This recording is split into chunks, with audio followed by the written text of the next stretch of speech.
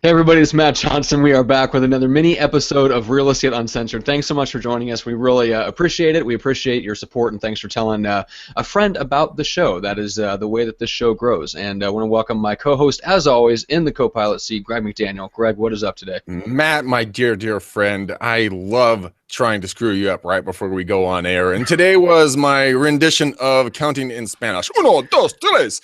That's right. Unknowingly sounding like the intro of a U2 song. I was just going to say that. But yeah, exactly. And I do it halfway for you, and I do it also to get Eileen behind my shoulder over here cracking up. She's threatening to start recording us because Matt and I are so ridiculous on air for our pre-show ritual of trying to mess with each other. That's right. Exactly. Well, it's a 20-minute BSing session, and then 30 seconds of Greg trying to mess me up right before we go on the air. So, for anyone who's just joining us, do yourself a favor, subscribe on YouTube, especially if you're watching this replay. What that tells YouTube is that you like this content. You'll also get content from other real estate coaches, so it helps in a number of ways. Obviously, helps our channel grow. And tell a friend.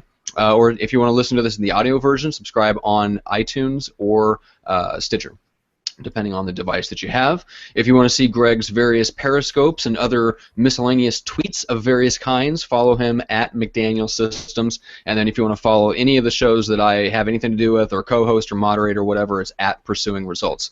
So, and remember, thank you to Viral Marketing for cutting a check to make Hangouts like these happen. Make sure to check them out at getviral.com. Viral is with a Y, so don't forget that. I don't know. I cannot make any promises of what you'll get if you just type in, like, get viral. I don't know if it's in, like, an infectious disease, like the CDC's website. Who knows what you'll get? Viral with a Y is the correct spelling. So, Greg, we're going to talk about farming today. We're going to talk about 3 keys to a killer farm. So we don't want just picking out some 20 neighborhoods that are behind a baker's grocery store.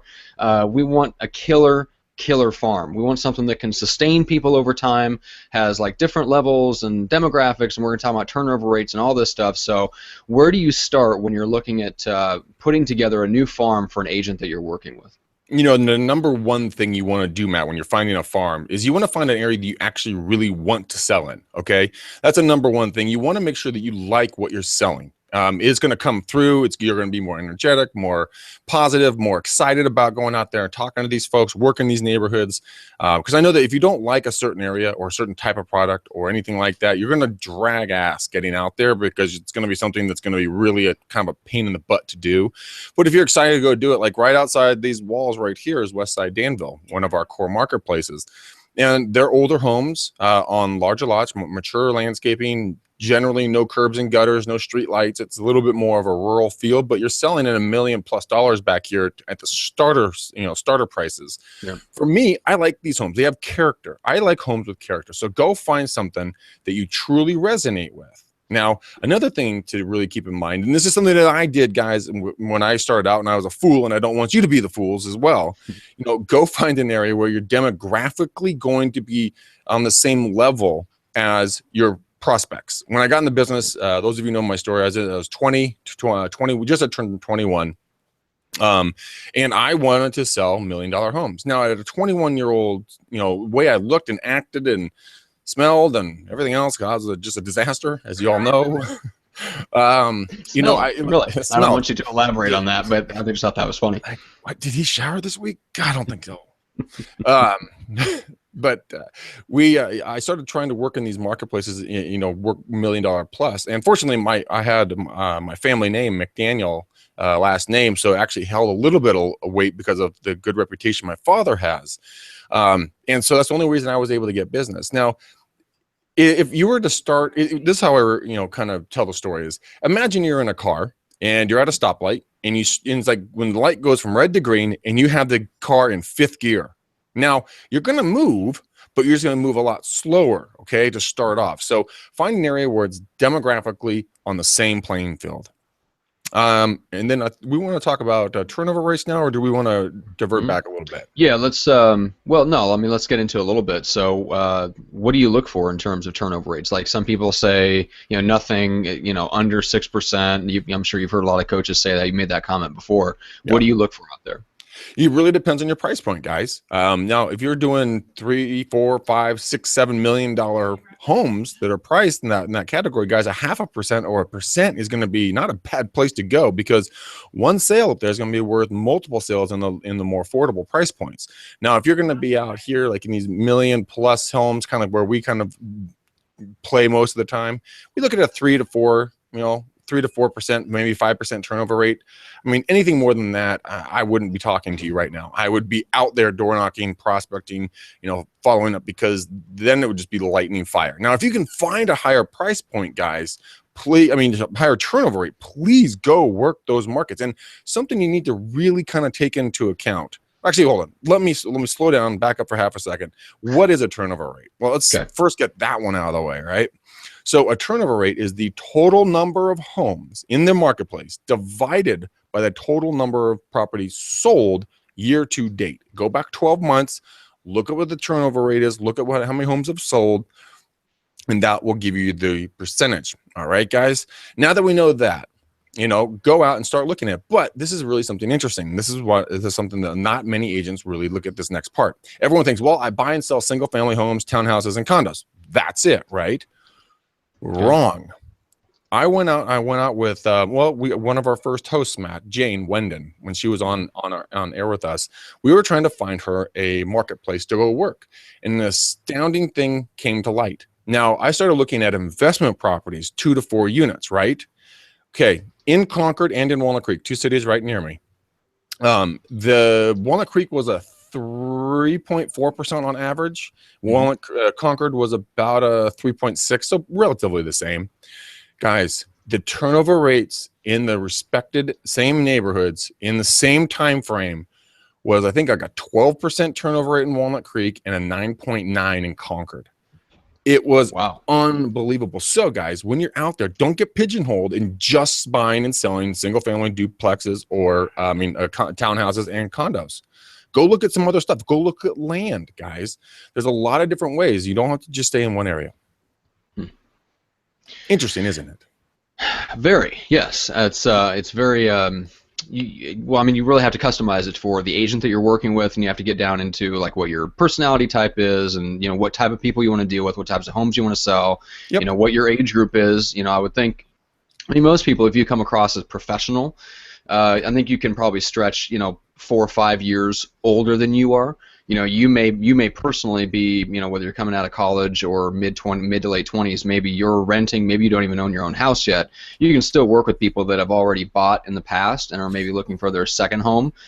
Just maybe not like what Greg talked about, where you're looking at $1 million homes. They've probably bought 2 or 3 homes already, and they might know more about the process than you do.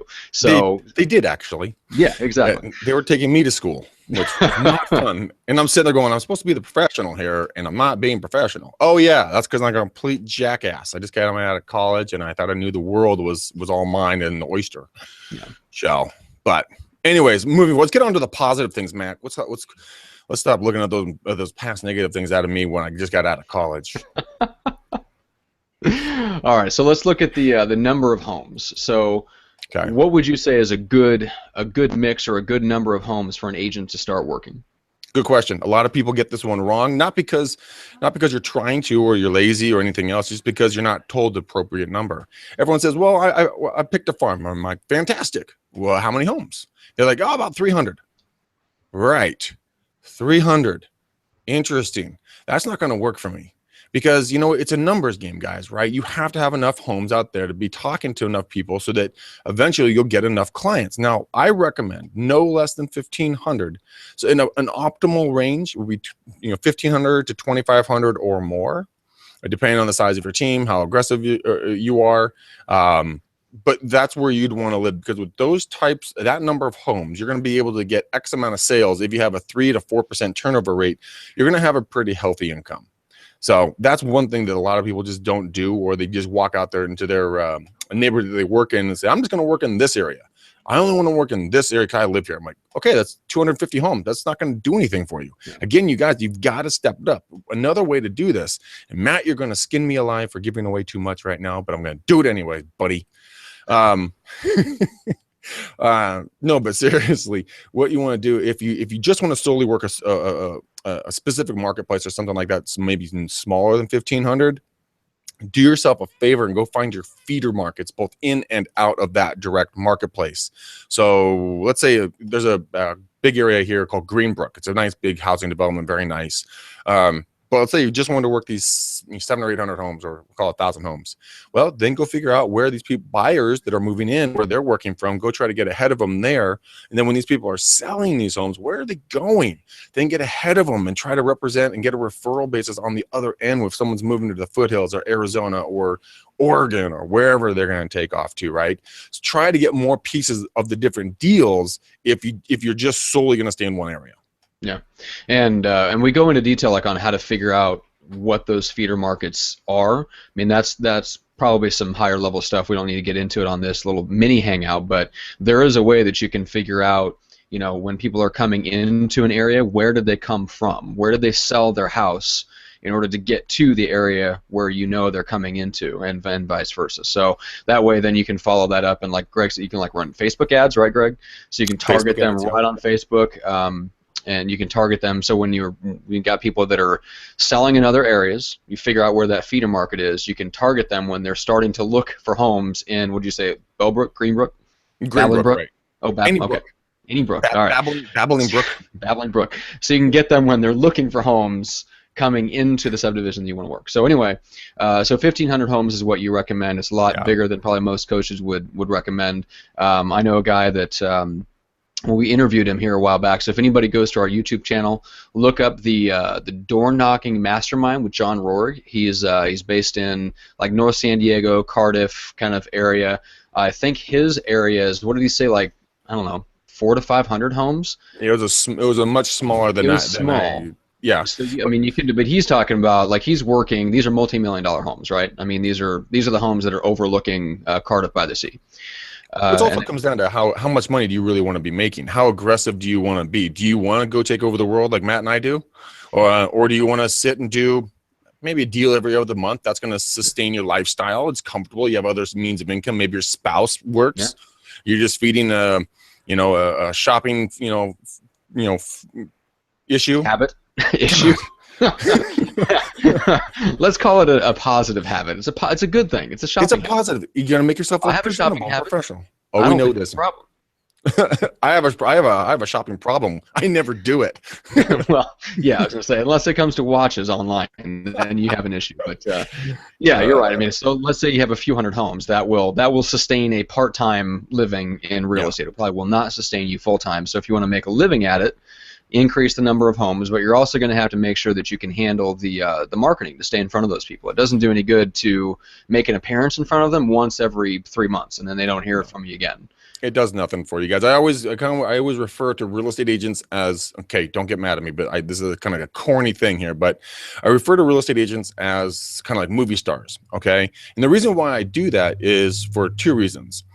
One, everybody thinks the real estate agents make $1 bajillion, and all we do is drive around in our Mercedes-Benz, go to our private jets, and vacation in Europe for a month at a time.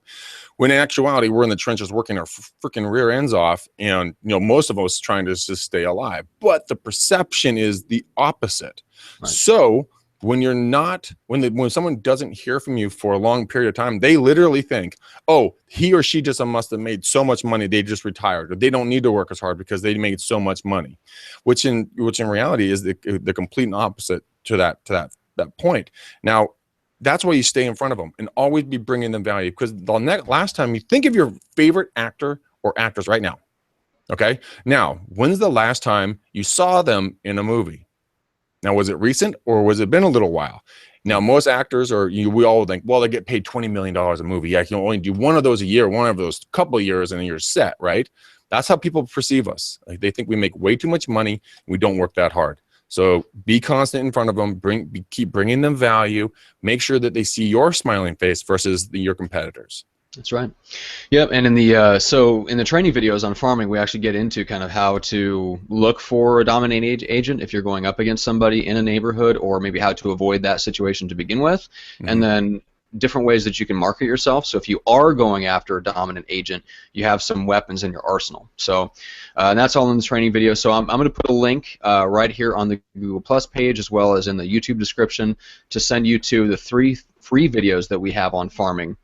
So that's the 5 minutes to farming series. So those are completely 100% free. You just like pop your email in, you'll get instant access. You can watch all 3 of them. It shows you how to pick your farm, how to start working your farm, what to say, what to wear, what to bring them, all that good stuff, and even shows you how to set up a neighborhood blog in 2 minutes using the free WordPress. So go there, pop your email in, get those 3 free videos, and then we've got a whole training video series that's for sale as well that leads to. So if you would like more training on that and you want to know step by step how to go through that process of picking out your farm area, picking out your prospecting methods that actually work for your personality, set your plans, start marketing, and start getting new clients, it's all in that training video series. So we're excited that that's coming out. Yeah, it is really a good one. You know, Matt and I, we've talked about several times, we are in a beta test for our 30-day high-intensity prospecting school. The men and women that have been a part of this, which we're getting on a call here in about 45 minutes with them, have been seeing success, a.k.a. they're making money. We are bringing our second listing on tomorrow for $1,050,000 directly from this, this program.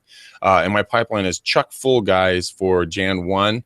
And then I have another CMA tonight at 5:15, I think.